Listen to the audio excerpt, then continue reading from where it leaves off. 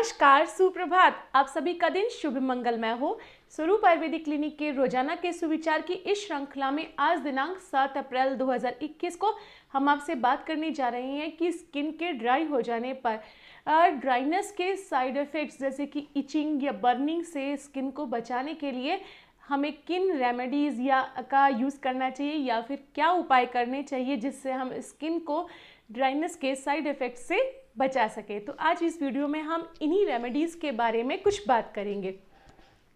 Actual में आपने देखा होगा कि आजकल जो वेदर चल रहा है तो उस वेदर के चलते हमें स्किन हमारी बहुत ड्राई हो गई है और केवल हाथ पैर की स्किन ही ड्राई नहीं होती है। अभी हम कुछ लोशन लगाते हैं या कुछ ऑयल एप्लीकेशन करते हैं और थोड़ी देर बाद देखते हैं तो 1-1.5 घंटे बाद स्किन बहुत रफ हो रही होती है, ड्राई हो रही होती है, जैसे लगता है कुछ मिट्टी जैसी किरकिरा रही है।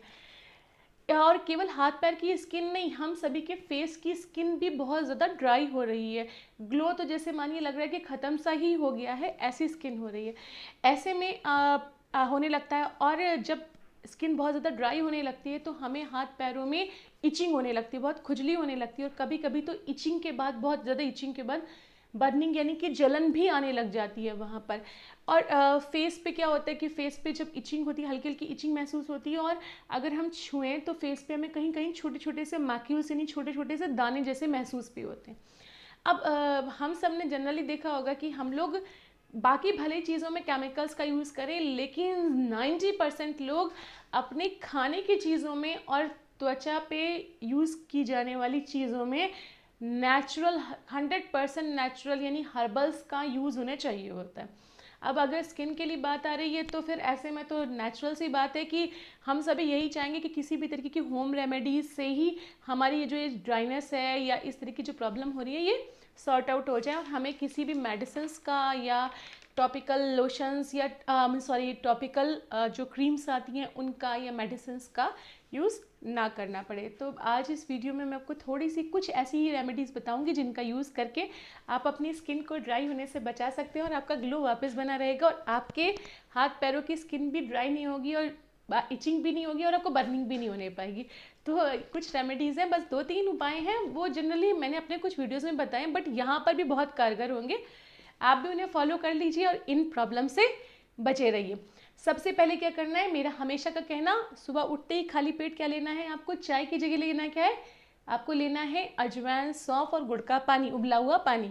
अजवाइन, सौंफ, गुड़ का उबला पानी क्या काम करता है, ये आम दोष का पाचन करता है जिससे आधे से ज़्यादा स्किन डिसऑर्डर्स या बाकी प्रॉब्लम्स खत्म हो जाती हैं। तो पहले क्या करना है, सुबह उठते ही अजवाइन, सौंफ, गुड़ का पानी लीजिए। स्टमक आजकल के वेदर में क्लियर नहीं हो पा रहा है, ये प्रॉब्लम ज़्यादातर लोगों की रहती है और इसी के चलते ये इचिंग या बाकी प्रॉब्लम्स आती हैं। तो सबसे पहले स्टमक को क्लियर कीजिए, आम दोष नहीं बनने देना है हमें। पहली चीज़ ये हो गई। दूसरी चीज़, आपको दिन में किसी भी समय एक बार पीना है नीम गिलोय का काढ़ा। ये नीम गिलोय का काढ़ा क्या काम करता है, ये ब्लड को प्यूरिफाई करता है। तो ब्लड प्यूरिफिकेशन होने से क्या होगा, अगर आप इसे कुछ दिन तक पी लेते हैं तो ब्लड प्यूरिफिकेशन होने से हमें स्किन का ड्राइनेस तो छोड़िए, दूर की बात है, हमें किसी भी प्रकार की कोई स्किन डिसऑर्डर्स नहीं होने पाएंगी। तो it remain safe to us from any other type of skin disorders अगर हम ये गिलोय और नीम का काढ़ा प्रतिदिन दिन में किसी भी एक समय पी लेते हैं। या तो अगर आप मॉर्निंग में ले लीजिए इसे ब्रेकफास्ट के समय या उससे पहले, या फिर अगर आपके पास सुबह हेक्टिक शेड्यूल की वजह से टाइम नहीं है तो आप इवनिंग में भी इसको ले सकते हैं। तो इसके लिए कुछ नहीं करना, 2 कप पानी लेना है, उसमें थोड़ी सी गिलोय डालनी है, थोड़ी सी नीम के पत्ते सब साफ करके डालने हैं। देन इसे बॉईल करना है। जब ये अच्छे से बॉईल हो जाएगा, 1 कप रह जाए, छान के गरम गरम, चाहे तो अगर कड़वा बहुत तो होगा ही होगा, नीम है और गिलोय साथ में, तो आप उसमें थोड़ी सी जो है वो शहद डाल सकते हैं। शहद नहीं आप यूज़ करते हैं, अगर प्योर नहीं है तो थोड़ा सा गुड़ भी डाल सकते हैं। तो ये करके आप नीम गिलोय का काढ़ा पी के देखिए, ब्लड प्यूरिफिकेशन करेगा और आपकी बाकी डिसऑर्डर्स को भी ये दूर कर देगा बहुत हद तक, ये आपको बहुत फ़ायदा देगा इसमें। इसके बाद क्या करना है, अगर आपके जो ये तो हो गई एक नेचुरल पूरे शरीर के लिए। अब अगर आपके फेस पे भी थोड़े थोड़े दाने आ रहे हैं, हल्की हल्की सी इचिंग हो रही है, तो आपको क्या कर लेना है, आजकल पपीता यानी पपाया बहुत आ रहा है मार्केट में, पका हुआ पपाया लेना, कच्चा नहीं लेना है, पका हुआ पपाया लीजिए। थोड़ा सा पपाया ले लीजिए, एलोवेरा हर जगह लगी रहती है, एलोवेरा लीजिए, उन्हें छील लीजिए, पपाया और एलोवेरा को इक्वल क्वांटिटी में लेके उसको मिक्सर ग्राइंडर में अच्छे से पीस लीजिए। जो एक आपका पूरा ग्राइंड होके मटेरियल तैयार होगा, उसे आइस क्यूब्स, जो हमारी आइस क्यूब ट्रे होती है फ्रिज में रखी हुई, तो फ्रीज़र वाली, उसमें आइस क्यूब ट्रे में इसको डाल दीजिए और इसे जमने के लिए छोड़ दीजिए। तो इसके आइस क्यूब्स बन के आ जाएंगे। और आपको क्या करना है, रोज़ शाम को 5 से 10 मिनट निकाल लीजिए। शाम को टाइम नहीं है तो रात में सोने से पहले निकालिए। 2 क्यूब्स लीजिए, अलग अलग फेस पे लेके फेस को इन क्यूब से क्लीन करिएगा। 2 काम होंगे, एक तो फेस तो क्लीन हो ही जाएगा, प्लस ये जो आपके दाने हो रहे हैं, ड्राइनेस हो रही है, इन सबको पपाया और एलोवेरा ख़त्म कर देंगे और आपका फेस खूब अच्छा सा ग्लोइंग सा फेस आपका हो जाने वाला है, अगर आप ये पपाया और एलोवेरा के क्यूब्स का यूज़ करते हैं तो ये आपको कर लेना है अपने फेस के लिए। ये आपकी इचिंग भी ख़त्म कर देगा, साथ साथ जो छोटे छोटे दाने हो रहे हैं वो सब खत्म हो जाएंगे और फेस बिल्कुल चमकता सा ग्लो करेगा। किसी फेशियल की ज़रूरत नहीं होने वाली है आपको बिल्कुल भी, ठीक है।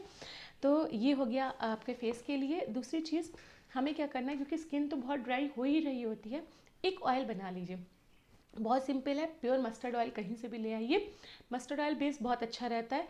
मस्टर्ड ऑयल लाकर उसमें थोड़े से नीम के पत्ते धोकर सुखाकर उसके बाद उस ऑयल में डाल के उसे अच्छे से बॉईल कर लीजिए। जब वो गर्म हो जाएंगे तो ध्यान रखिए तेल जलना नहीं चाहिए, धीमी आंच पे पकाइए। जब वो पक जाए देन उसको ठंडा कर लीजिए। ठंडा करके छान के किसी बॉटल में भर के रख लीजिए। नहाने के आपको 20 से, आपको जब भी शावर लेने जाना है उसके 20 to 30 मिनट्स पहले, आधा घंटे पहले कम से कम उसे पूरी बॉडी पे लगा दीजिए। फेस को छोड़ के उसे पूरे शरीर पे लगाइए। लगाने के बाद आप आधे घंटे बाद नहा लीजिए। आप देखिए आपको किसी बॉडी लोशन की ज़रूरत नहीं पड़ेगी और आपकी स्किन कितनी बढ़िया सी स्मूथी चिकनी सी हो जाएगी।